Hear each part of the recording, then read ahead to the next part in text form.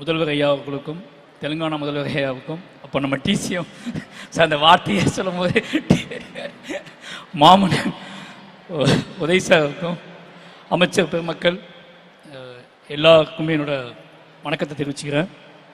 ரொம்ப என்ன சொல்கிறதுனா, கல்வியில் சிறந்த தமிழ்நாடு இந்த தலைப்புன்னு கேட்டபோதே அவ்வளோ பெருமையாக இருந்துச்சு.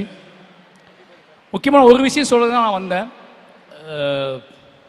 வாழை ரிலீஸ் ஆன அப்போ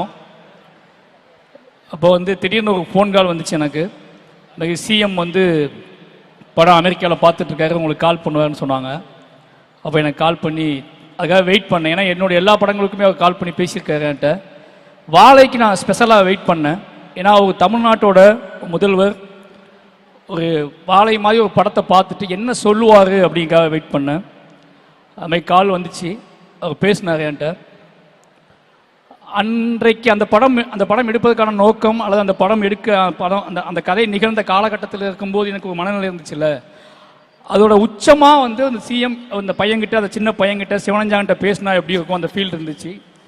அதை உணர முடிஞ்சு. ஏன்னா எனக்கு கிட்டத்தட்ட கண்ணீர் சொட்டின மாதிரி ஒரு ஃபீல் தான். ஏன்னா அதில் அந்த படத்தில் ஒரு சீன் இருக்கும்.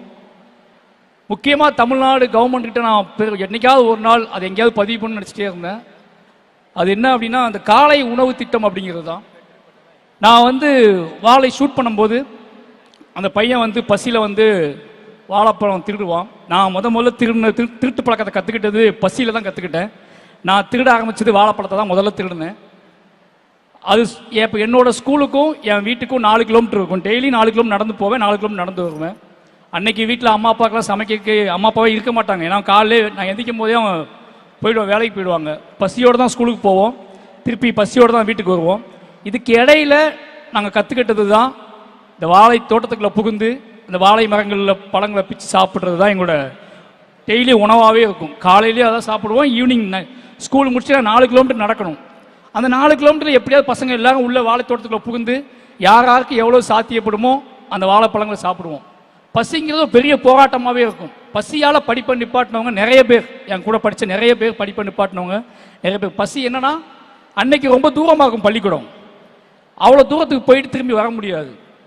அதுக்கப்புறம் அந்த காலை உணவு திட்டம் வந்ததுக்கப்புறம் நிறைய பேர் ஃபோன் பண்ணி நிறைய விஷயம், அந்த செய்தி வந்த அன்னைக்கு நான் அடைந்த அளவுக்கு மகிழ்ச்சியே கிடையாது. ஏன்னா அதை நினச்சி பார்க்கும்போது அவ்வளோ இது விஷயமா இருந்துச்சு எனக்கு.